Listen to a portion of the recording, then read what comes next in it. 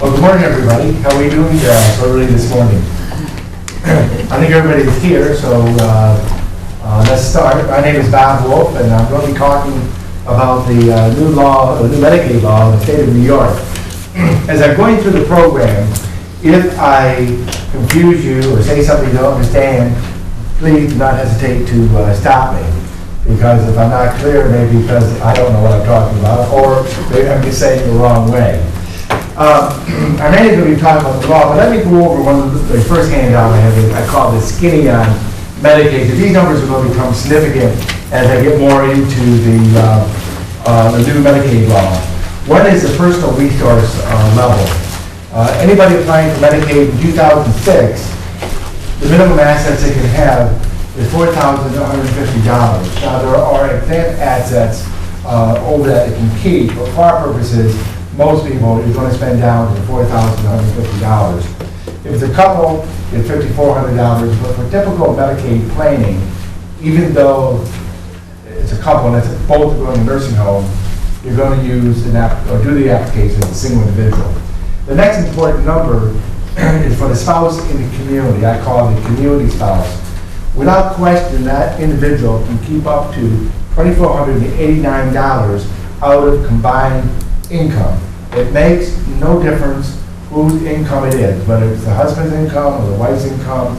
Whoever goes in, who's left in the community, they get to keep up to $2,489. Again, it's very important for spouses. And finally, the resource level. A spouse in the community is allowed to keep they also allowed to keep $4,150 for calculation purposes, but out of combined assets, and again, it makes no difference whose name the asset is in. They're allowed to keep $74,820 up to $99,540. It's a sliding scale. So, for example, if a couple has $180,000 and the husband goes into the nursing home, the wife is allowed to keep, without question, $90,000. Now, of course, if they have a house, they can do that also, but this is non-exempt property. But it becomes very, very important as you get into dealing with some of the new rules, and particularly planning around the penalty period that's created by an asset transfer. Now I'm going to move over to my big outline. This is kind of a talk in progress for me. Of course, they changed the law on February 8th of 2006. New York just came out with an administrative directive, so now it's kind of hot off the press. And of course, I've been doing Medicaid for a long period of time, and what I'm finding tough with this is that there was an ADM issued back in '96, and now they just came out with another ADM, which means administrative directive, which goes to the local county offices to give them directions on how to interpret the law. My philosophy as or approach to Medicaid is first I read the statute, but then I like to read the administrative directive, because that is the guidelines that the local Department of Social Services is going to follow. And it also gives me an idea on the thinking of the Department of Social Services. And typically, we can follow that. If I disagree, then you go back to the statute, because basically what really controls is the statute and the regulation. Administrative directive is simply an interpretation of what New York State thinks the rule is or should be. And quite often it is, but sometimes it is an inconsistency. The other problem I'm having with this new legislation is the language in the Deficit Reduction Act that was passed on February 8th, I call it DRA. Some of it's just confusing. It's just bad drafting. I mean, it's just inconsistent. I mean, they say something over here, they say something over here. Probably what it was several drafters mishmashing, putting their drafting together without somebody really going through and really proofreading it. And then, of course, New York adopts that. And some of the terminology that New York is using is similar or dissimilar. And some of the things that slipped into the ADM I don't find in the federal legislation. So, with that said, and of course, something that I may be talking about today may be changed tomorrow, because I am positive that certain provisions that got passed at the federal level in New York will be challenged by litigation, for clarification. Anyway, I kind of divided it up in 6 big changes that affect us, a lot more. One is creating a look-back period for 5 years. The other is the date when the penalty period begins. When will the value of your home make you Medicaid ineligible? Treatment of purchases of annuities, treatment of transfer or purchase of loans, mortgages, and related documents, and finally the purchase of a life estate in your home. Let's start off with the 5-year period. A lot of seniors have focused in on this, and to me the 5-year period is not necessarily the problem under the legislation. Prior to February 8th, we had a dual system. 3 years for transfers to individuals, 5 years transfers to a trust. So since 1993, we've been dealing with a 5-year period for transfers to trust. A lot of people use trust. Now, the transfer period, or what we call the look-back period, only deals with what we call uncompensated transfers. If you receive value for something, that is not a transfer that's going to be subject to the look-back period. For example, you put a new roof on your house, you buy a new car, you pay your attorney. That's what I really like. That's top of my list. But if you get something in value, now some people may say paying my attorney doesn't give me value, but it might be what it does. But anyway, if you receive value, that becomes very important in some of the planning techniques I'll be talking about. What you need, you receive value, not a problem. So basically, it's a gift. If I give money to my niece, I give money to my daughter, I give money to my grandchildren, or I give money to my family attorney, that is an uncompensated transfer, and that triggers the 5-year period. Now, the big change, and this is going to be hard to for it to settle in, is the way that the penalty period is calculated if you apply for Medicaid within the 5-year look-back period. If I get past 5 years, I transfer money today, and I get past that 5-year mark, I'm home free. Those assets are protected. If I've done it properly, no penalty period. Under the old law, if I made an asset transfer within the look-back period, for example, let's take the 3-year period, and I made a transfer, the penalty period for that transfer will start the first day of the month following the month of transfer. So if I did something today, it will start September 1st. That's what the old law is. The new law has completely changed that. If you made a transfer and you're applying for Medicaid, well, let me give you an example. I'll give you an example. I like to put numbers on things. Suppose an individual has $170,000 and they transfer $70,000. And let's just say the factor, the correct factor for Albany is $6,872, but let's say $10,000 because I'm a very mathematician. Did anybody here go to Siena?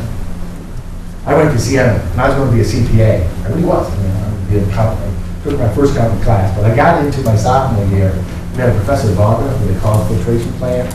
You know, and after the first semester with him, I became a finance major. Numbers are not necessarily my thing, so I like to use nice round numbers. So let's say $10,000 was is the factor. Under the old law, that would create a 7-month period of ineligibility starting the following month. Let's say a year goes by. Unfortunately, this person falls, slips, breaks their hip, they rehab into a nursing home, and they spend down the remaining $100,000. Let's say that covers 1 year in the nursing home, and they need to apply for Medicaid.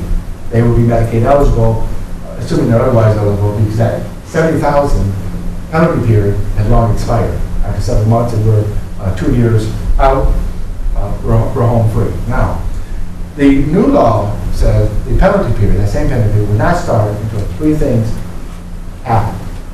1, you spend your assets down to $4,150. Your assets are gone. 2, you're institutionalized. Now, New York differs a little bit from the federal, says receiving nursing facility services, and then they define that could be in a hospital, it could be in a nursing home, and under certain circumstances, it could be in the home. So you have the 3 tests. 1, I've spent down to $4,150. Let's say for our purposes, I'm in a nursing home, and now I apply for Medicaid. And my Medicaid application would be approved, but for the previous transfer within the 5-year period. What happens then? Well, the penalty period is triggered. Going back to my example, with a lady, let's say with a woman, gave away $70,000, same $10,000 factor for the regional area, I have a 7-month period of ineligibility. So the question is, who's going to pay my bill? If you think about it. Because I'm out of money. I've spent down. I'm there, and I have no funds. And this is where a lot of training is going to come into play, is how to get through that penalty period and still get medical service. And this is going to be terrible for hospitals and nursing homes. At other law meetings, they refer to it as the Nursing Home Bankruptcy Act. Personally, I think the hospitals are going to have a bigger problem. I've been practicing elder law for doing this type of planning way back into the 80s. And up to 1988, we had this 24-month rule. So if you gave away something, you made an uncompensated transfer, you were Medicaid ineligible for 24 months. Many people, particularly people with less lower resources, would make a simple transfer. I mean, they'll pay a graduation fee. They help a grandchild go to college, pay tuition. I had a really terrible case where a woman, her son needed open heart surgery to die, and she used money to pay the deductible. You didn't have the insurance policy to pick up the gap going in. Problem is, you were 24 months Medicaid ineligible, and these people wound up being, let's just say, warehoused. I used to call them waiting cases in hospitals, because no nursing home in the right mind was going to touch them, because they weren't going to be paid. And nursing homes, like the rest of us, we need to have money coming in, we keep the lights on, the heat on, and we have aides and so forth, and they have a lot of overhead. Of course, the other problem is going to be with nursing homes, where people come in under this rule, is if they're really spent down, they haven't got the money. I'll talk about the undue hardship rule. So that's the big change, and that's the one when people are planning, is that you've got to get through the 5-year look-back period, or make sure, if you're transferring assets, that you set it up so that there's money available to cover you just in case. And it's possible to do that, but it really requires understanding the new rules, the Medicaid rules, and what you can do to protect yourself. And I'll come back to some examples in the end of how this rule may work. And the ADM that they came out, this recently came out, has an example in it that is an example of how not to do it. I've had several people, non-attorneys, speak to me about it, and they're reading it correctly, though you can make any transfer, but that's not the case. It simply creates a roadmap on how not to do it. The next change is not going to affect many of us New Yorkers, is whenever my house makes me Medicaid ineligible. The federal law says over 500,000 to 750,000 in the state elects. New York is elected 750,000. So if your equity value in your house is more than 750,000 in New York, then you would not be Medicaid eligible. And that's probably going to be more applicable where somebody is trying to obtain Medicaid in a home setting, or they've gone into a nursing home and they manifested the intent to return home, which is important. As long as there's a Bain case, it's a U.S. Supreme Court case, you state that I want to return home, then your home keeps its exempt status. It does not become an available resource. So I think mainly this provision is going to be more problematic downstate. Yes? Is there a time? Like if you're in a nursing home with the intent to return home, how much time can elapse before Medicaid would say anything? Well, that's a good question. I don't think there is no per se time. But so far, as long as you're able to manifest, you're going to go home, even though probably logically you can't go home. That's what it says. I mean, the house remains, exempt status. And probably why the Department of Social Services is not going to push you heavily on that is that if you expire in the nursing home, like you have an estate asset in your probatable estate, they're going to have a claim against the estate. So, I mean, my experience has been, even though it's almost improbable the person will return home, is that you make the statement and, the estate exempt status. However, under the new rule, I mean, for example, probably this area, maybe own property on Lake George or some other area. For the average person, the average client I see, this is not going to be applicable. The next one is the annuity. By the way, what's interesting, and some of the changes come in, does anybody have any idea who drafted some of this legislation, particularly the new look-back period penalty? An employee of one of the chief lobbyists for the long-term care insurance industry. He slipped it in about 3 weeks before the legislation, got passed. And what happened is that it was interesting that some of the groups that you thought were raised up on the money behind legs and attacked, such as the AARP, didn't until the AARP realized that because of the provision, people would stop giving charitable gifts to them, because that would make a penalty period. And of course, the nursing home industry lobbyists at first were enthusiastic about it until they realized that it was a problem for them. But by the time the forces began to get mobilized to get this provision back out, it was too late. Annuities. This is another big change. Annuities have been used. In fact, I had probably one of the first cases going back in the 70s or early 80s on this, where if you bought an annuity, it would protect your assets. And the concept of the annuity, some of the planning is that I got this pile of money sitting on the table. It's an available resource. And if I don't do anything, it's going to go to the nursing home. If that, and you still do this. If I buy an annuity program, one technique, I suddenly convert it into what is called under the Medicaid law or the Social Service law a illiquid asset. So now the asset has gone from being an available resource to a stream of income. And under the old rules is that, let's say I was quite ill, let's say I had a short life expectancy, I would buy an annuity, and as long as it was actually sound and crossed my T's, I did it properly. It's not counted as a resource. As annuity is paid, the money will go to the nursing home, and if I die, let's say I picked a term certain, let's say I picked a 5-year term certain, I live 2 years and I die, the remaining 3 years would go to my named beneficiary.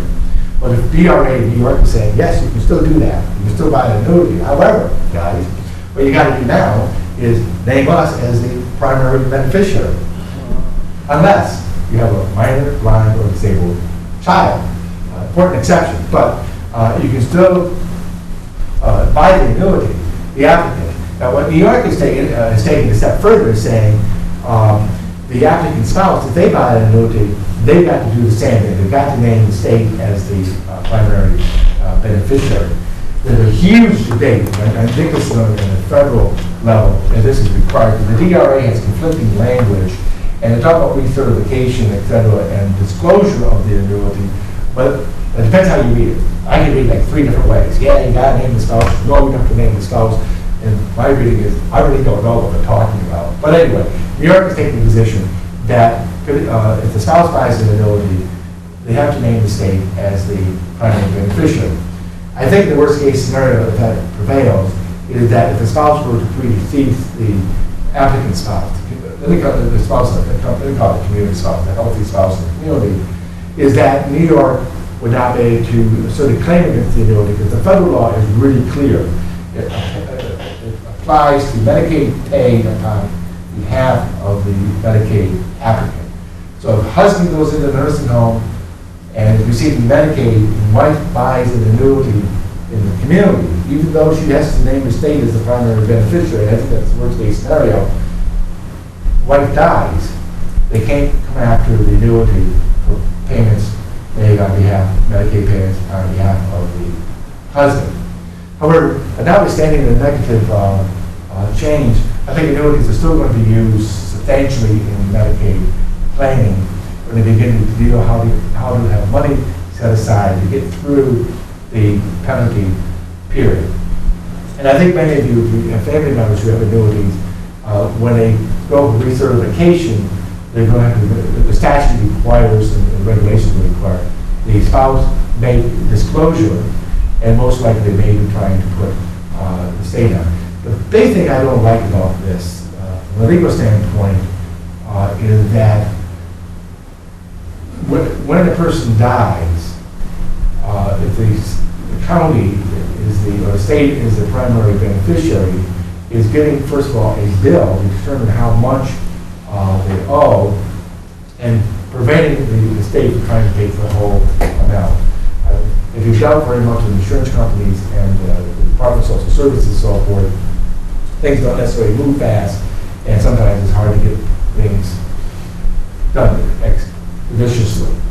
Now remember, if you are a Medicaid applicant and you have a spouse, minor, blind, or disabled child, you don't name the state as the primary beneficiary, you name them as the secondary beneficiary.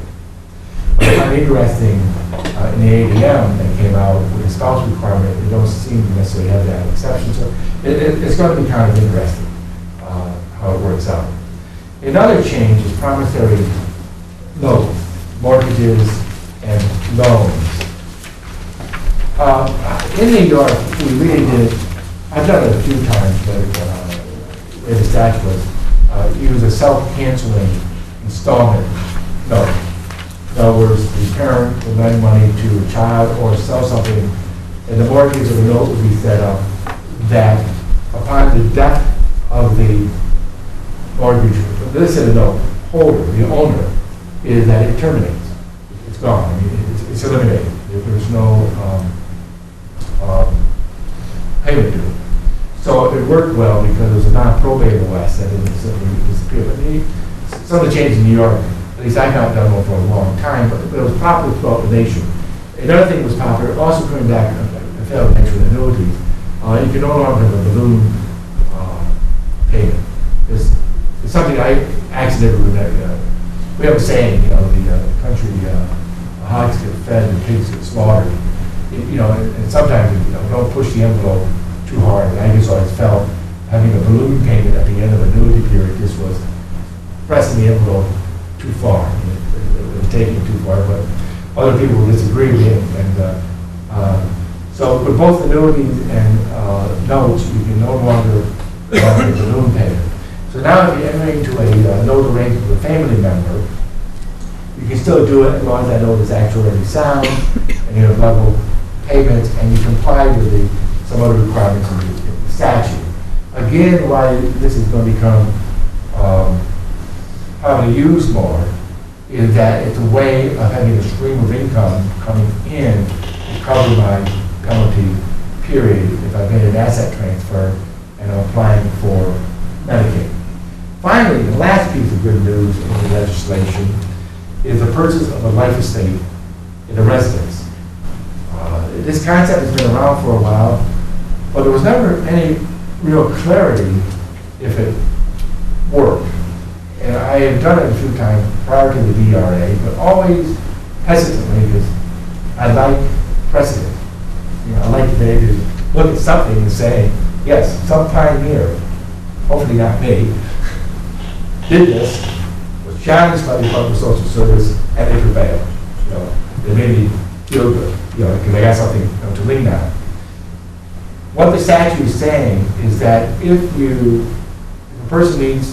person buys a life estate in a residence, most typically it's going to be in the residence of a child, until they pay for market values and the actuary tables. That transfer is not a disqualifying transfer if they live there 1 year. So let's say I have excess resources of $60,000 and my health is failing, and I buy a life estate in my son's house, and that's the value, it's worth $60,000, and I live there 1 year, I have protected $61,000. Now there's going to be some tax consequences to the son, but basically from a planning standpoint, not only come back up with it, and I suddenly realized this and a couple other things will become popular. Why is this was put in the statute? If you step back and kind of look at the statutes and what would happen, there is increasing pressure on encouraging family members to keep family members in the home. And how are you going to do that? You need money. You need finances to help do it. So this is one way to help. If you look at philosophically, for a parent to be able to come into a home of a child and provide money to maintain them in the home and to keep them longer in the home. I'm going to be talking about personal care contracts, and I think it's going to become more popular because it works in tandem with this and keeping somebody in the home. But whether or not this filters down to the local level is going to be debatable, but the statute is really it's clear. So So now I'm recommending clients in doing this type of planning is that if you have money, you're going to move with the child and provide a life estate that money is absorbed. If you don't use the money, then most likely it's going to go to a nursing home. Now, I don't want to sound negative about nursing homes, they have to get paid, but but many times with the family members, instead of money you're talking about, it's sweat equity. It's the money that people have saved. I mean, they might have to go to the children. And most of the clients I deal with is that they're not extremely wealthy and they've earned this money the hard way. They paid their taxes, they supported the system, and they're likely to pass some of this on to their children. But also, I think with the home setting, I know on a personal level, my father, well, he wouldn't move, so we moved in with him. But we provided home care. He never had to go to a nursing home long beyond when he should have gone, to a nursing home because he died in a strong setting. And I can remember growing up when I was really small, both my grandmothers lived with us because they needed, care. So it's kind of another way of coming back. The family dynamics have really changed over the last 20, 30 years. With my father, I was fortunate because my family was still intact. I had an auto accident a while back, and I did not look so good. By the way, if you look me up the phone book, I'm not there because I didn't have the accident, but I got dropped out of the phone book. And finally, if you look hard enough, I'm not where I'm supposed to be. So anyway, the conversation came up one day when I was not feeling so good. Something happened to my wife, and one of my sons said, "Dad, if I'm going to take care of you, I'm never going to put you in a nursing home." He lives in New York City. I said, "What are you going to do with me?" He said, "I'll bring you down to New York City." I looked at him, "Are you crazy?" I mean, I don't mind going to New York City. I mean, I don't mind visiting New York City, but I don't want to go down to New York City. I encourage the family discussion. And I asked him why he was so strong. He said, "Well, when Grandpa was in the house, I really remember that, and taking care of it, and find memories of it." So to me, the statute was something they're trying to work around back to encourage family members to keep family members in the home. On page 4, I list some other changes that are in the statute. One is, and most of these have been in the law first, the income first rule. If I get time up and back and talk a little bit about is that before assets can be transferred over to a spouse to make up the income allowance they're allowed to, you have to take all income. In the case of challenging Social Security, that's what it really means.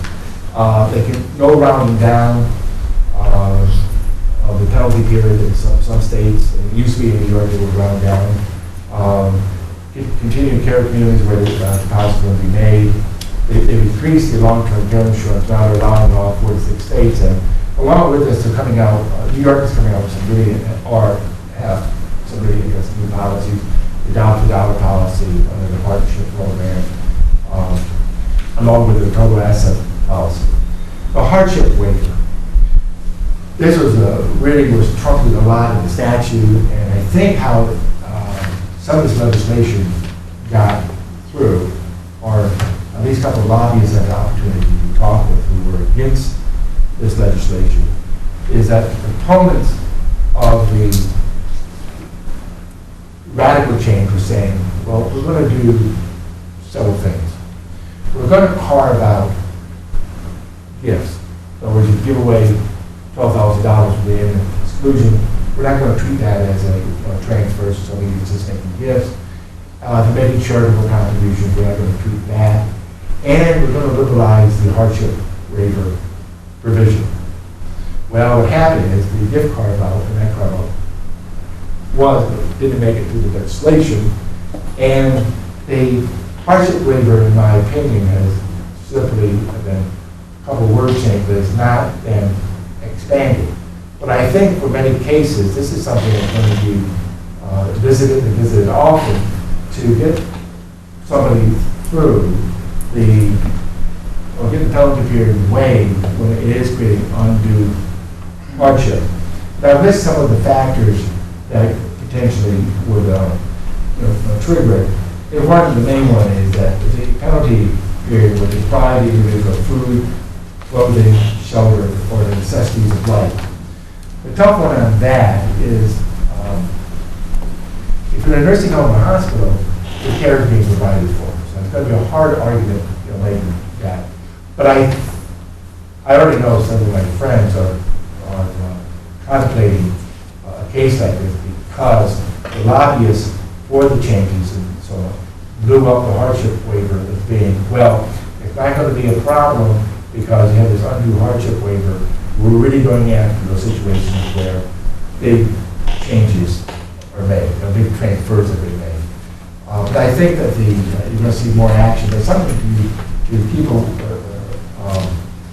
aware of. Also, there's an exception which ties into it. If the transfer is not made for qualify for Medicaid, it's really difficult because it's hard to say the person did not do the transfer or had some knowledge of the Medicaid law.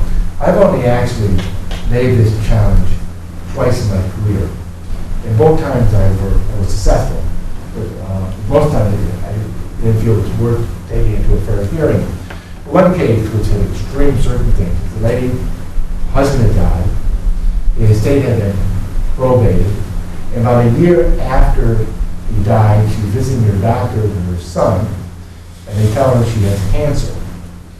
She also had hypertension and unstable sugar diabetes. I mean, she was quite ill, and she thought she was going to die. If you told me you had cancer, and she also had congestive heart failure. If that was the list of my ailments, I think I would be pretty well convinced. So she demanded her son took her to her bank, and she talked to the bank and said, "I'm going to die. I don't want my children to have to go through probate. What can I do?" And he makes well, you can put them on the account with you, or you just transfer the funds to him. She said, "I'm transferring the funds." And this was not a huge sum of money, and she did that, and I got through because to me that was to deny her Medicaid would be undue hardship, and the fact that she wasn't doing Medicaid claim. Fortunately for her, the people therapy worked, and she actually lived quite a few years after that. She recovered, but her prognosis was not good. But that's also what's changed. Now let me give you some important things of what has not changed. A lot of focus is on all the negative changes, but a lot of good stuff has stayed in the law. One is the homestead exemption. If you have a house and you transfer it to a qualified person on page 6, you can transfer it to a spouse, to a brother or sister who's lived in the house for more than a year, a caregiving child who lived there, providing care for more, living with you and providing care for more than 2 years, or to a minor, blind, or disabled child. And I think I mentioned spouse. So you got these categories of people. If you make a transfer to any of these individuals, the transfer is exempt. Does not trigger the look-back period, no penalty period. Probably the two big ones, other than the spouse, the three, the spouse, the caregiving child, and the minor, blind, or disabled child, and probably the blind or disabled child is the biggest one on the list. If a child has been living with you, or your child has been living with you for more than 2 years, and providing care for that person, the house can be transferred to you, and it's an exempt transfer, but you want to do this before you apply for Medicaid. In fact, you want to do all these.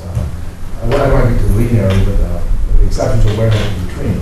The other big one is the disabled child.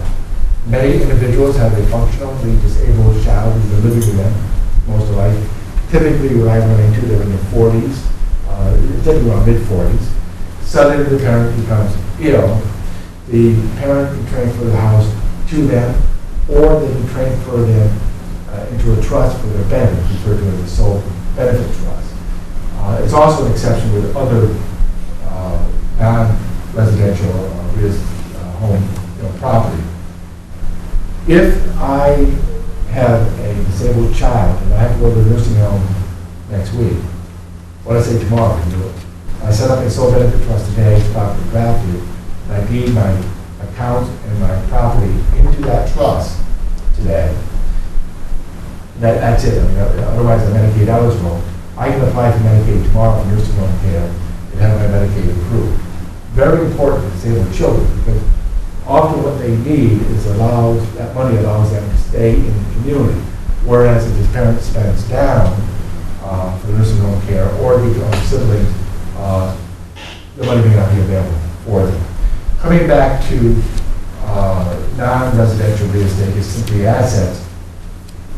They can be transferred to, again, a spouse, blind, disabled child. The house is the only one that has the for minor children. So if you have a spouse or a single, again, it's important to get the assets over in their name.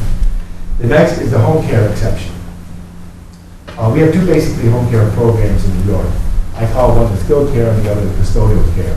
The skilled care is sometimes referred to as a body program, nursing home without walls, long-term home care services. The transfer of asset rules are identical to nursing home care. But then there is a lower level care, which I refer to as community-based Medicaid, different names out to it. There is no transfer penalty. That is stayed in the law.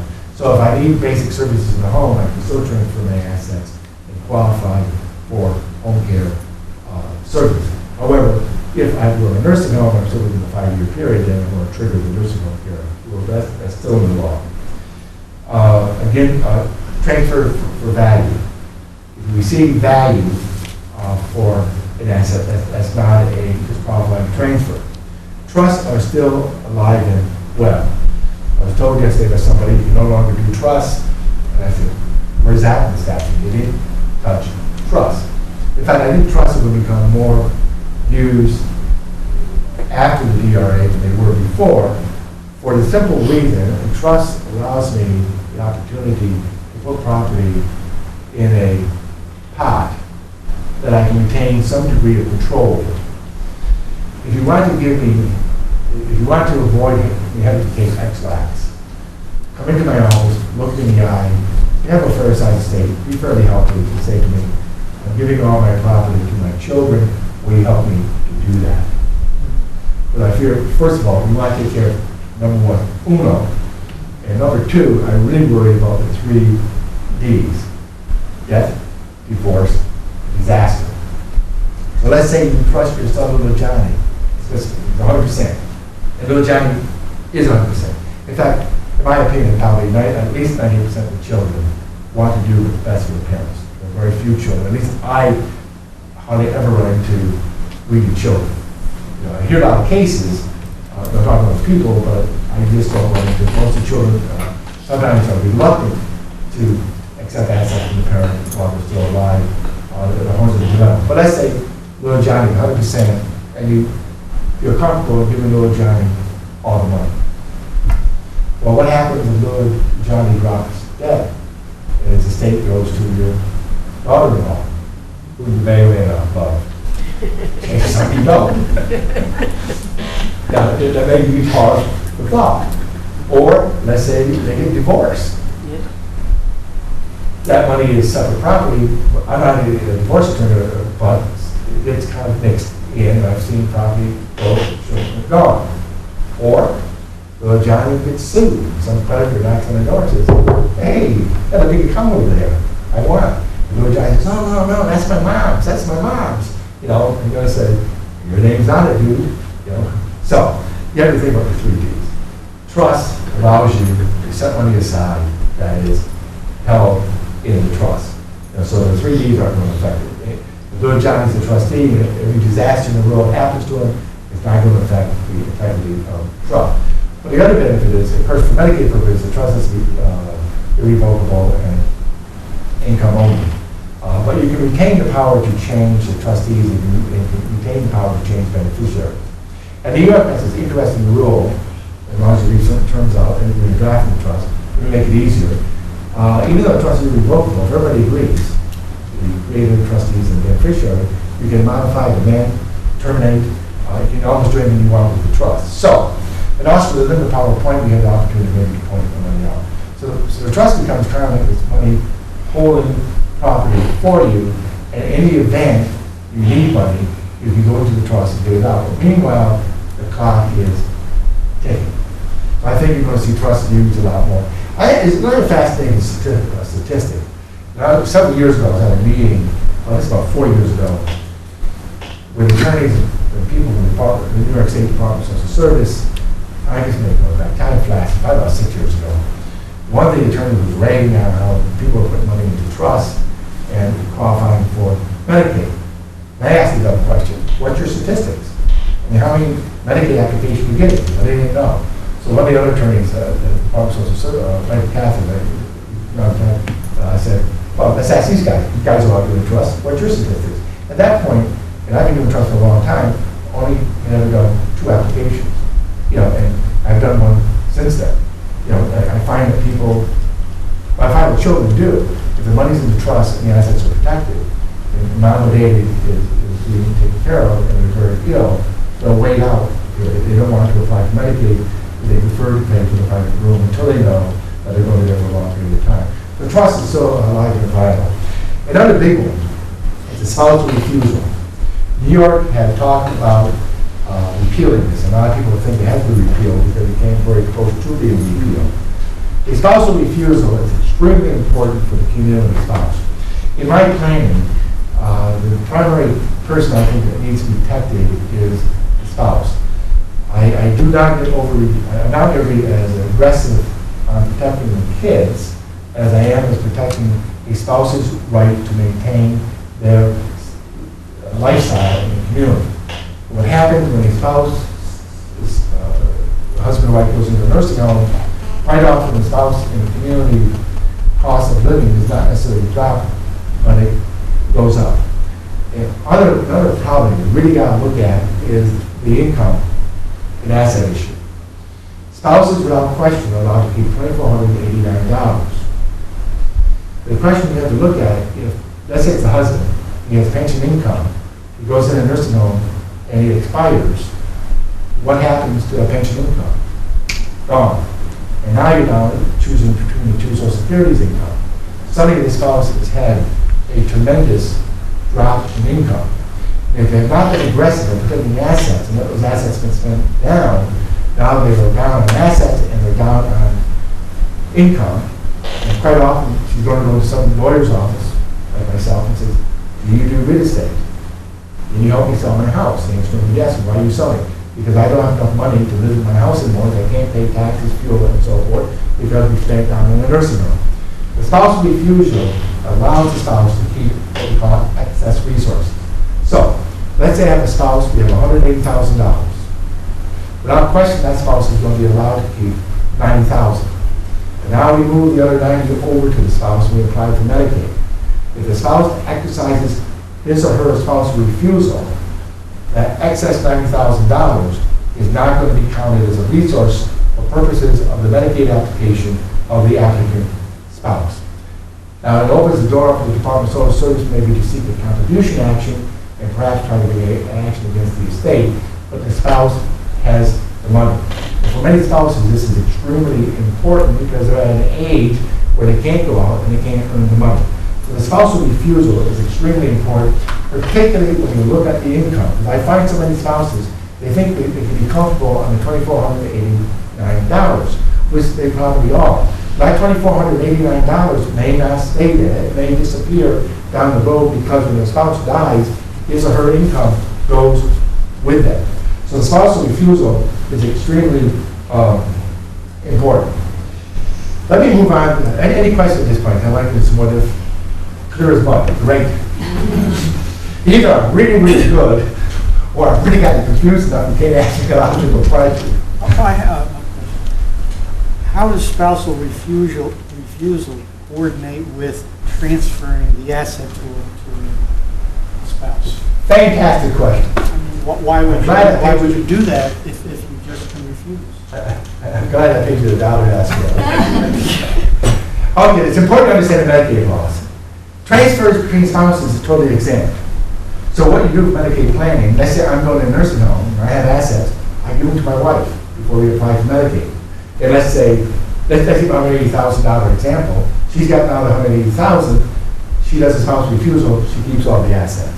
So they work in tandem. And there's several other things. One of the things with Medicaid, and you really got to go through the work, because there's so many, they work in tandem. But a spousal refusal, that's why we're also not talking about power of attorneys, but it's important if you're a senior citizen and you do a power of attorney that you modify that to allow unlimited gifts. Because New York law only allows up to $12,000. But if you modify it so you can make unlimited gifts, then you can transfer all the property over to the spouse. I think that's extremely important to do to protect the spouse, in the community.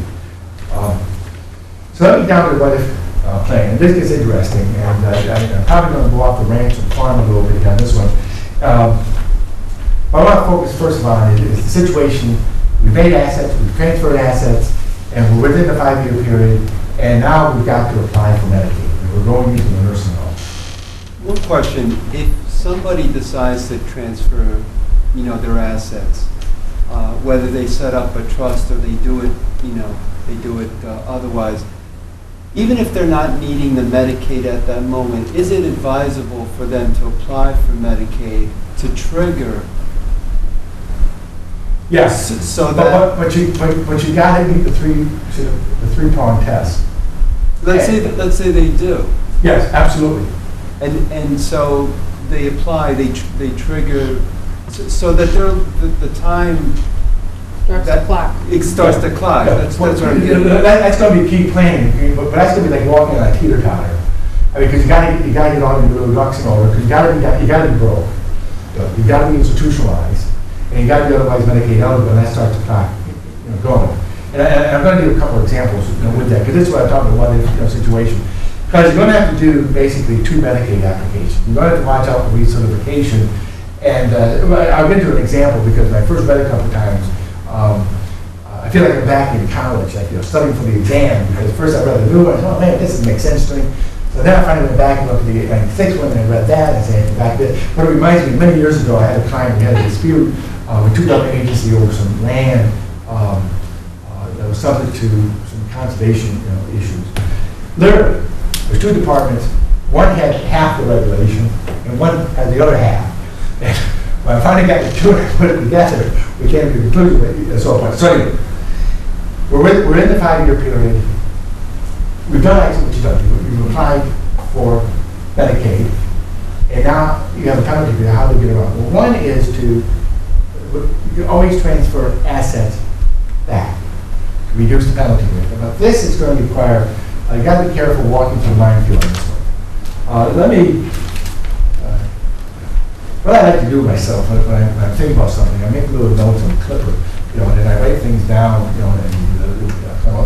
I'm a farm boy from Washington County, so I'm a little bit slow. I'm not the fastest guy down in the city. So I make little notes to myself, and I keep going back, and how does this work? It also keeps the rules in mind. We're on a whole new regime. First of all, New York is an income spend down state. So let's take my example with the 170,000. But let me call an example here. Well, the law said, first of all, I have to be down to asset was good, down to $4,150. But also, if my income exceeds my medical expenses, I'm not Medicaid eligible. If it's less than the medical expenses, I am Medicaid eligible. And my spouse's income is not counted, so we're okay on that. The penalty period.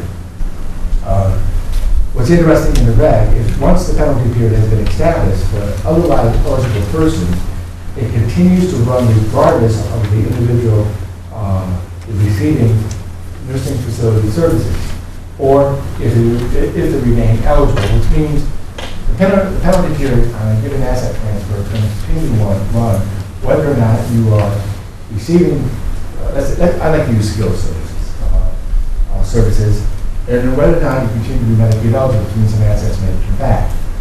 The other thing what the applicant says is on the reapplication, they're not going to count assets where the penalty period has expired. It's already, which is important to look at. But then they have the thing that said return of asset. It said the assets, the return must be counted in the recalculation the individual eligibility as though the return assets were never transferred, and the length of the penalty period must be adjusted accordingly. That's a new one. Now what happened at this point, you really got to go back and read the previous ADM. Because that really talks about assets being returned, and it emphasizes, do you make it to the person or do you pay on their behalf? And the preferred way of doing it to avoid Medicaid problems is on their behalf. So then the final thing it says the recalculated period cannot begin before assets retained by the individual at the time of transfer, combined with the assets transferred and subsequently returned to that individual, and if it's spent down to the applicant Medicaid resource level. So you talk about assets coming back. So now we get to this example, which is called Palpitations of the Heart. And the first time I read it, I understood it. It didn't quite make sense. And I read it again, and I said, geez, something is missing here. You know, and I read it the third time, and I went back the other day, and I read it the fourth time, and finally it dawned on me, when I explained to you, when the revelation, you know, hit briefly as it is. The individual transfers $100,000 on June of this year, and they file for Medicaid in August. Now, the new Medicaid rule started August 1st, but the transfer penalties go back to February 8th. If you're filing in between February and August 1st, and you're currently under the old rule. That's what the end was indicating.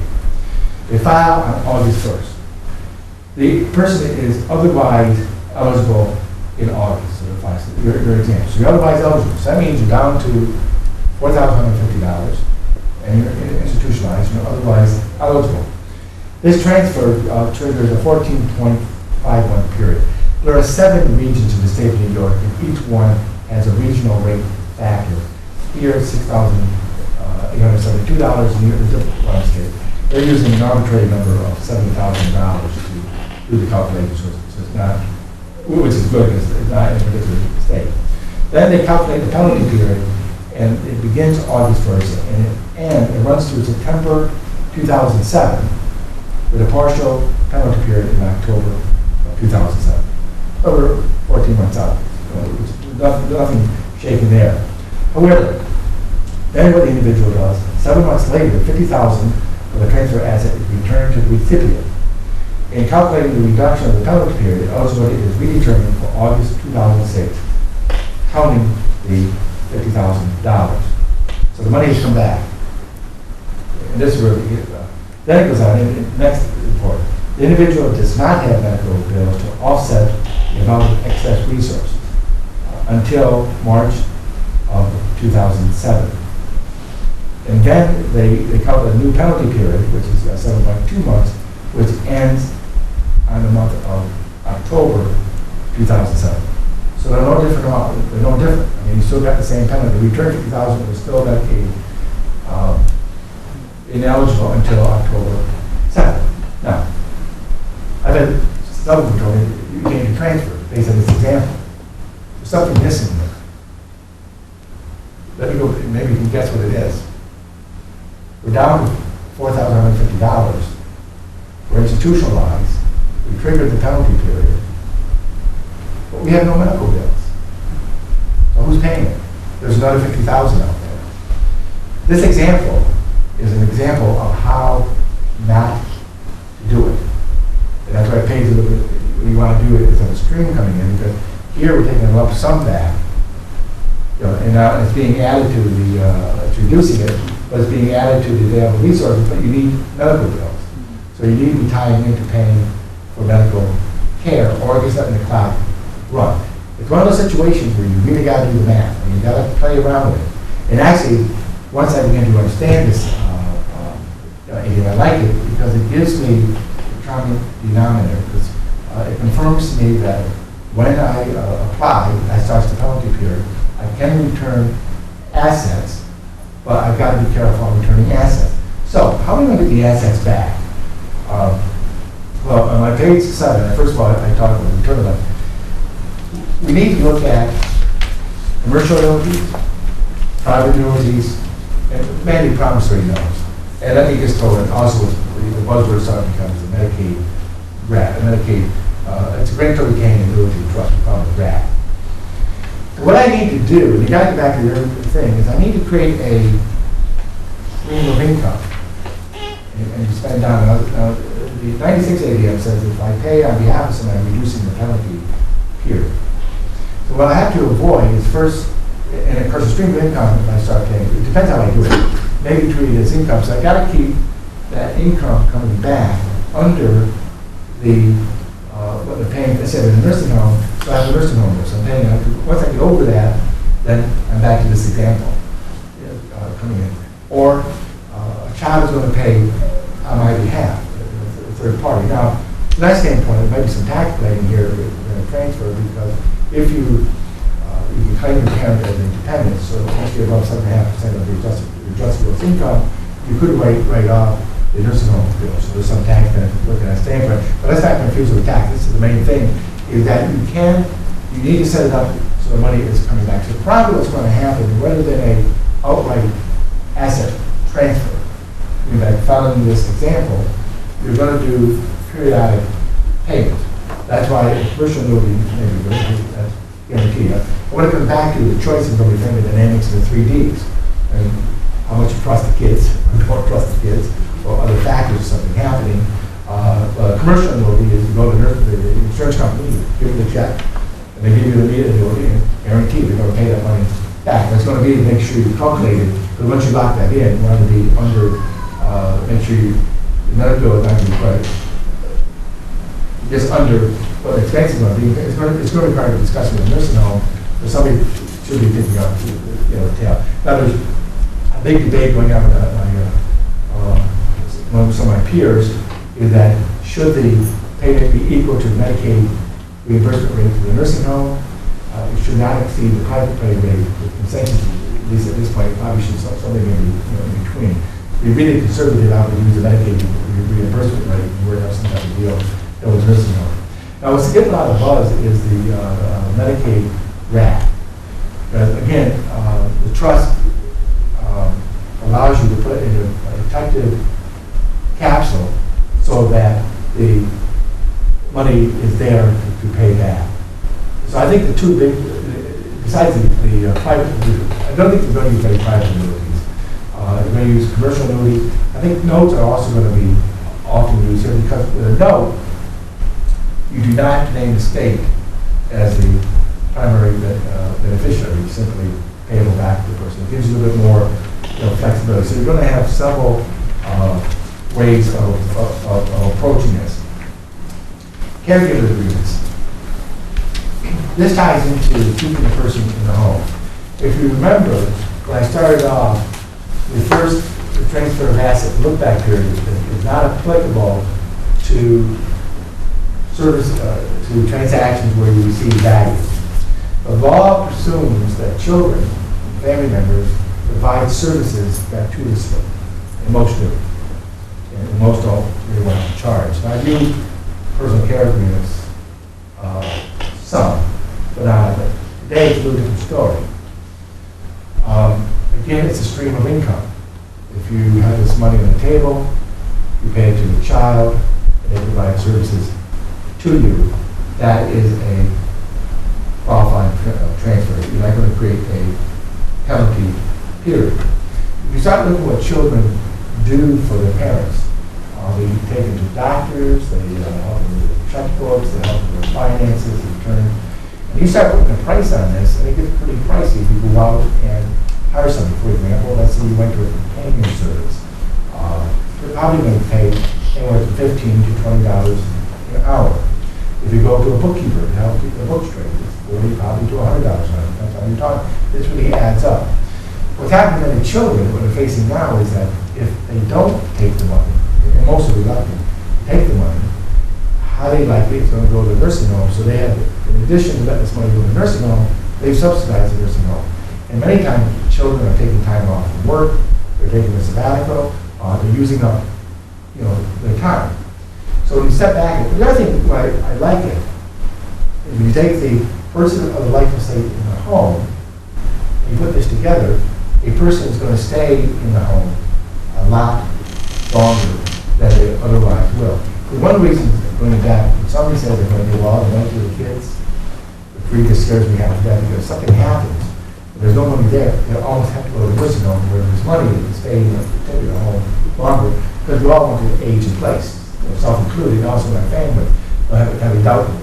So you begin to put some of the personal life estate and personal care agreement together. I had an interesting conversation 2 weeks ago, where I did one several years ago. The parent passed on, just some minor stuff to wrap up, to close out some of the assets that she had. The daughter was saying that it turned out to be a wonderful experience for her. Because because when we become teenagers, we don't hang out with our parents. And then we get married, we have too much going on, so we don't have a lot of time to spend with our parents because we have kids and so forth, and now we're working. But she entered into a personal care agreement and was able to take a leave from work and take care of her mom. And she got to really know her mom again, got to know each other, and so forth, and was able to keep the person at home.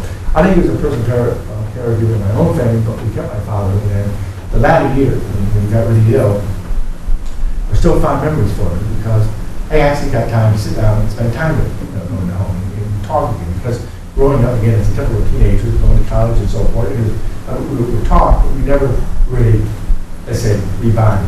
So I think the care agreements are going to be much more prevalent down the road. And I think philosophically, if you look at the gun law, I mean, as long as you don't, again, going back, pigs get slaughtered and hogs get fed, as long as you don't overdo it and you put a reasonable price on it and you do it. Now, the children are going to have to deal with the tax aspect, either an employee or an independent contractor, but the main thing is can be done. The other is going to be a big argument. The transfer was not qualified for Medicaid. This comes back to the undue hardships. Because my great fear here is if somebody has maybe $20,000, $15,000, they haven't got a lot of money, $30,000, they give money away, they help a college education, and all of a sudden they're in a nursing home and they're Medicaid ineligible 2-3 months. The price is going to put out, if you're caught in the hospital particularly, if that's going to be ill, hospitals to me are for acute care, but not for chronic care. And nursing homes are ones that provide, the hands-on care, because hospitals are for a very, very sick person. Going back to my one really whole case, the woman transferred and kept her in the hospital, and when she expired, it was $2,000. And gave her granddaughter a large graduation year. The first one in the family to graduate from college. She was ecstatic, and she was a very, very devout Catholic. And she wanted to be in a nursing home associated with St. Peter's. She was up in Cambridge, and so forth. And she wanted to be in that nursing home because she wanted the nuns to take care of her. And unfortunately, she expired. So a big argument is going to be to some people that the undue hardship and putting these two together. And again, of course, any of the above transactions can be used together. Let me stop for a moment. I'm going to take questions, and if you don't have, I can go on to some of my ramblings on like the home exams and different things you can do. I just want to clarify something. In the policy that we bought years ago, they said you could not use relatives for home care. Are you saying now that you Oh no, this is entirely different. This is not your long-term care policy. This is a contract. For example, let's have your son. And you need somebody to organize healthcare workers coming in. Yeah. You need help with your banking and so forth. I can say, Mom, I'm a greedy son. Okay. You didn't do enough for me when I was growing up. The fact you put me through college and you did this, you helped me buy my house, that's not enough. I'm going to charge, They're not going to say that. But to save the money, you can hire me. So I'm going to come in, you're going to pay me. To do that. This concept has been around for a long time.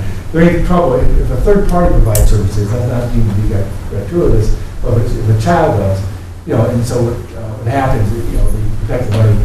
But what I'm finding, in a few I've done in the past, is that this really allows this child to spend time with the parent and to run, to keep things on, to take care of the parent, which has advantages and disadvantages. Because it's great if you want to be parent, but sometimes it's not so great because friction. Any other questions? If a parent is purchasing life estate in a child's home, how do you decide what's the fair market value? You go to the actuarial tables. That's I would use the one by the Social Security Administration. Determine your life expectancy and the percentage then the house appraisal, get an appraisal for the house, and then that So would if be. the child's home's worth $200,000 and they go by the table? Yeah, let's say your life expectancy is equal to 40%, so that'd be 80,000. Not too early. What if a grandfather wants to help a granddaughter buy a home and use his assets to buy the home and live with him? And take a year, let's say after a year and a half you have to go into a nursing home. Will the granddaughter lose the home? No, the life estate, no. The life estate would not be lost. It would have the grandfather would have a life estate, but the Department of Social Services does not count the life estate as an available resource. They won't force a sale or liquidation of the property. That's a current rule. That's been the law since 1996. So that would work. But you'd have to make it a formal agreement, right? Saying No, that he's giving her money, he has life estate. His name is going to be on the deed. And most likely what the granddaughter would want to do is enter into a lease contract, because he would own the life estate. He could kick her out, but so he can stay in the house. But the granddaughter could enter into a care agreement.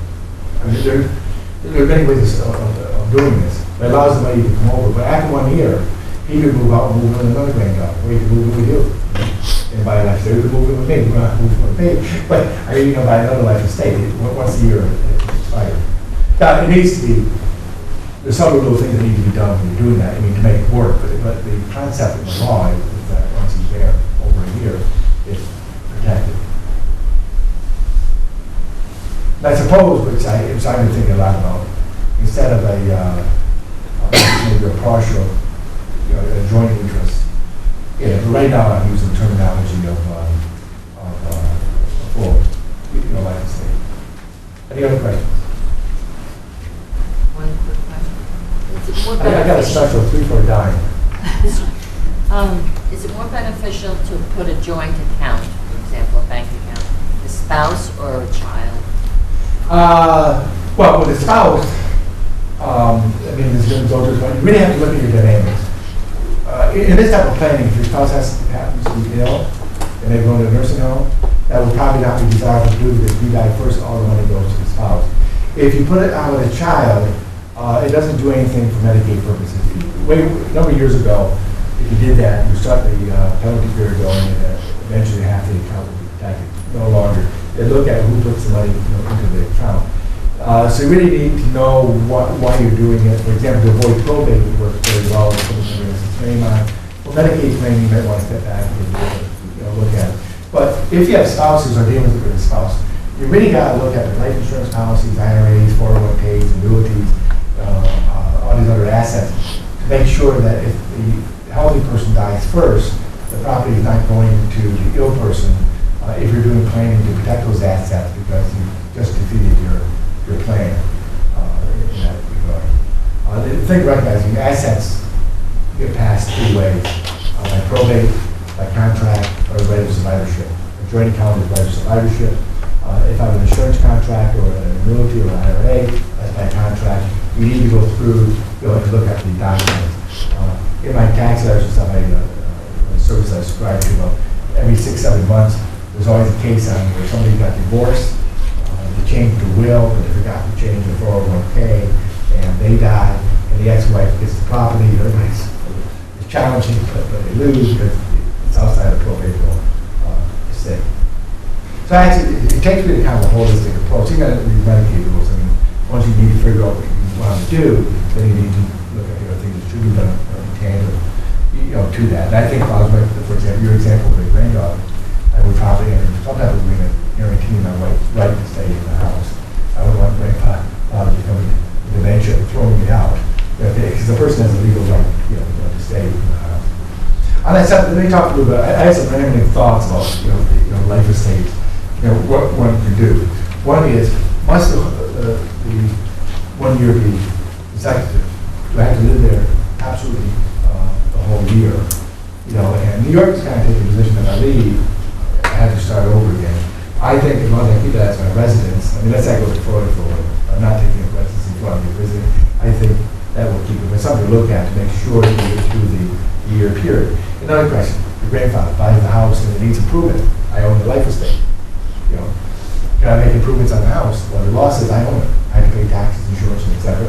Yes, I think you can make improvements, on the house. Let's take a caregiver of a child. Not a grant, has to be a child. But let's say I move in with my children. I buy a life estate. I live there 2 years, and my child takes care of me.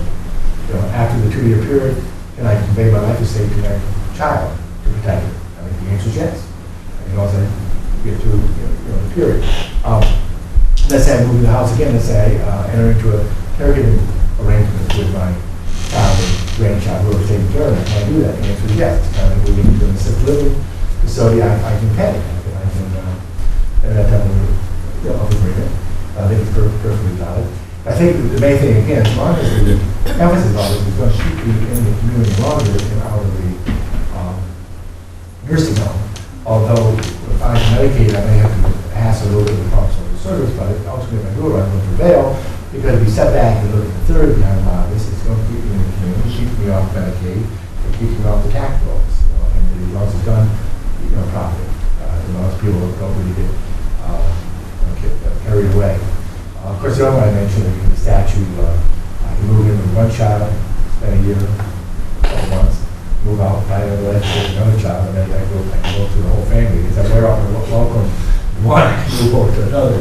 But there's all different types of things, with the life estate that allow you to, to protect, assets. But I think you're going to see a lot more of this because it's a way of shifting money over. Because it makes the money available, to provide, for the individual.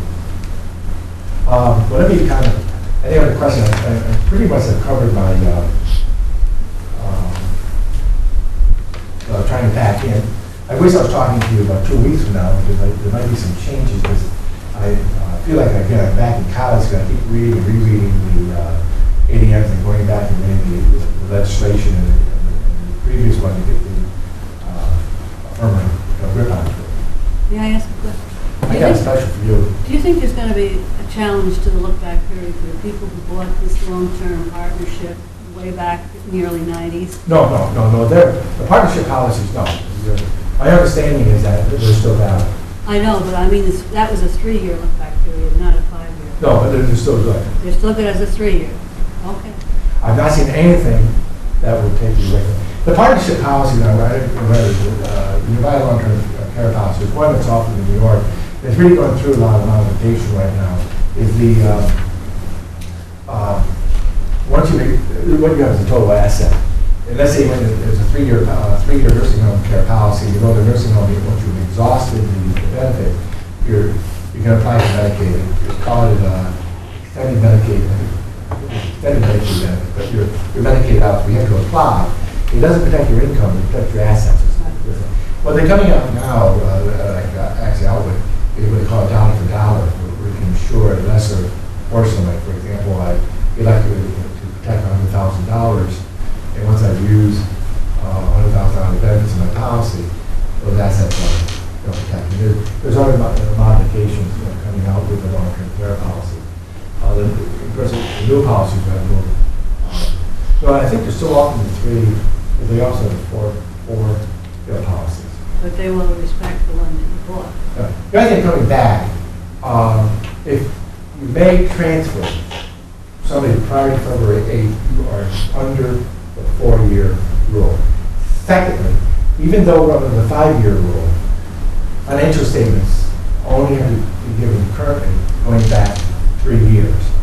We won't be getting into the 5-year period until after February of 2009. That is starting moving out. So even though the look-back period is 5 years, that look-back period is only back to February 8th of 2006. So if you're applying for Medicaid, you're simply provide financial records going back 3 years. Or if it's a trust, you're going back 5 years. The other thing you have to be real careful on annuities. The new rules only apply to annuities purchased after February 8th of 2006. However, it appears as you look in the ADM that if you do something to your annuity, then you will trigger it under the new law. So if you got annuities, you think about my reading, and I got to reread it again. It's one of those things that I'm not crystal clear on, but it appears that I deferred annuity and I annuitize, I may be triggering it under the new rules. But I have an immediate annuity I purchased prior to February, and I'm doing anything with it, then that the state cannot force me to change the beneficiary designation. But there's going to be a lot of confusion in this area because there's already starting to be confusion, because some of the language, time, legislation, it takes a while for things to get sorted out. For the spouse in the community, are there any assets that are exempt, types of assets that are exempt, other than, you spoke of house, you spoke of annuity? Are there any kind of... Your house is exempt, car is exempt, personal property is exempt. Financial assets, are there like T-bills, IRA, and none of those that are having any other kind of limits are exempt under the one thing I kind of mentioned IRAs, there's just not the statute, it's case law. If an IRA is in payoff status, then the income is available, but the purpose of the IRA is not available. Okay. But if it's not at pay status yet, can they make it go into pay status? No, but it's treated as an available resource. It's treated as an available resource and it's lump. But if it's over 7.5 under the IRS rules, you got to be payoff status. Okay. The issue you're under, because you're probably going to annuitize it. You know, and the law is pretty clear, if they're over 7.5, in the payout status, it's not accountable. No asset. The other thing too, coming back to the income enhancement. Excuse me, while we're on that subject, if a person is in payout status on an IRA or a 401K, the resources are not considered resources toward a nursing home. Now, how does that fit into the the illustration you gave, people who have 180,000 and the one spouse They is count that. 90? Is that considered part of the 90, or is the 90 in addition to the exempted part of the IRA? It's treated part of it. It's treated as part of it. Which I disagree with. I mean, it's one of those things where the statute is really inconsistent. On one hand, they exempt it, but that's New York position, and sooner or later, somebody's going to challenge that, because I have trouble with that, because on one hand, it's exempt, on the other hand, they're reducing this household resource allowance, and I have difficulty with that. The other thing is that... Excuse me, I just want to follow up on that. On the payout, does it have to be in any particular manner?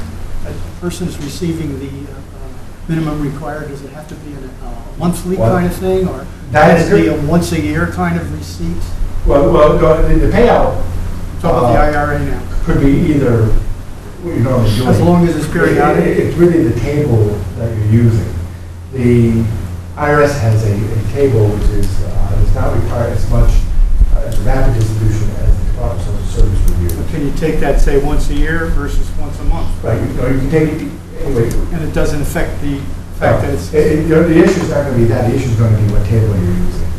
Of course, case law has been argued as held with using the IRS table, not the Department of Social Service table, which would accelerate the payoffs. The other thing on annuities, if you're inside a 401k, IRA, and so forth, they're not subject to the rule of naming beneficiaries. So coming back to your example, if I was I had a case where what becomes real is somebody comes in, you're sitting down on the phone, I can read the statute, reread the statute, and go over it. It's when you're talking to a live human being and you got to put it together. I think in some of these cases where you're under 75, if then I will buy an annuity inside my IRA, and then annuitize that. Because way back I've done it several times at work. Well, but it becomes real when you're sitting in front of somebody trying to follow pieces of the puzzle. If a person's, I'm going to stay on that IRA. If a person goes into a nursing home and they have, let's say they have $100,000 in an IRA, it's not going to count toward resource that they bring. So what if they die a year later? Can the county then say that IRA belongs to us? No, they can't, because it's not a probatable asset. Now, New York had to change that, and it's got out the same time. The Department of Social Service can only recover against a probatable asset. IRA is not a probatable asset. Annuities, insurance, all those other things are not a probatable asset. So that's the key. Unless you named your estate as your primary beneficiary, if you did that, would be not taxable. If you did that, well, then it would be a bite of the apple. But the IRA is up in the air. And the other thing I was sorry, into that one. One of the big, there's a case, several cases working its way up through now the federal system, dealing with this income first rule. Social Security income is basically non-assignable. There's a lot of this case a while back where it basically held the husband in a nursing home did not have to give the Social Security over to the spouse. And of course, the question is, why would the spouse not want it? Well, the reason is they dropped their income down below 2489. They had excess resources, and bring the excess resources over, and that would not trigger having excess resources or a challenge from the Department of Social Service for a contribution action. I mean, it protects it. And in other words, I think it's going to go the other way. If you're dealing with that, you really need to look at the income and what the rules are that particular that's very beneficial for situations where the husband or wife, particularly the husband, has a high pension income and there's excess resources, is getting the assets over to the spouse. It's the preferred way of doing it, as opposed to the spouse refusal, because it cuts off the local county from coming in and seeking contribution. The only drawback, you have to go to a fair hearing to do it, but that's what the law is. I think I'm coming to the end. Is there any provision for inflation in any of these figures? No, but no, well, yes, every year, like the research level keeps going up. I mean, it was $95,100 last year, it's $99,540 this year, the upper limit. The income, I think it was 2,300 and I think 79. My brain quickly took, this year's 2,480. I see it keeps going up, and the minimum assets were 4,000 last year, this year is $4,150. How do they determine whether it's 75,000 or 99? You said there was a different range. How is that determined? Well, every year the state is tied into inflation. The state, it's tied into inflation. The state comes out with a, No, what I mean is how do they determine whether the community spouse keeps 75 or 99? Oh, you can take all the assets and add them up and divide them. Oh, it's one half of the assets? Right. Oh, that I didn't know. Up to 74,820, you get to keep it all. So if I had $50,000, I get to keep it all. If I have 70,000, I get to keep it all. If I got 74,000, actually, the idea to factor it, but let's say if I have 74,820, all mine. If we have 100,000, wait, that's a bad falling apart. Let's go with my easier example. Is 180,000, then I get to keep it 90. So it's one half. Yeah, from 74,820 to 99,540, it's one half. But that's where the spousal refusal comes in, because you're allowed to remove your own, refuse to keep the asset. And in that range we're talking about, I think it's imperative that the spouse really consider, protect those assets, because they probably need every penny they got. I don't know about the rest of you guys, but at least my taxes are going down, so that makes me feel good. Does that happen to you? Wishful thinking. Is the spousal refusal, can that be applicable to refusing to pay a spend down? Yes, it's income and assets. Right. So And it's you have to do that. The project also is supposed to tell you, but you've got to exercise the spousal refusal. I mean, you've got to do it. You got to say, I have a little form I use, I'm not making my research. I know I got to disclose all my assets. That's important. You have to disclose assets, but you have the right to refuse to make the income and assets available to your spouse. It's really fun. Well, it's been great talking to you. I hope it's informative, and I think we're coming out so early in this Friday morning. And if you have any questions, don't hesitate to give me a call. I offer a half-hour free consultation, so if anybody wants to follow up on this, the Wolff is available.